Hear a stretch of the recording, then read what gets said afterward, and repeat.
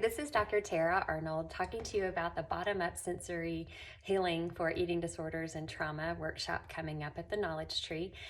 Basically, this workshop, we are going to talk some about eating disorders and trauma, but largely we're going to be exploring sensory and somatic experiencing interventions that we can utilize in our clinical work right away.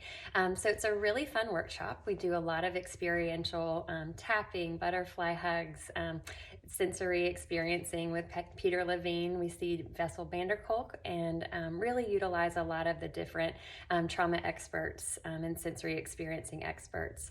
We'll talk about polyvagal theory and window of tolerance, and we also really figure out how to help clients just really integrate it into your clinical work to quickly use some experiencing to get into their ventral vagal social connection system and really notice more quickly when they're getting pulled into that sympathetic nervous system or dorsal vagal space so that they can make some shifts and mindfully move into different places where they feel more authentic and heart-centered more consistently. So I hope you'll come. It's a great workshop. You can sign up at theknowledgetree.org, and the workshop is coming up on Friday, April 2nd.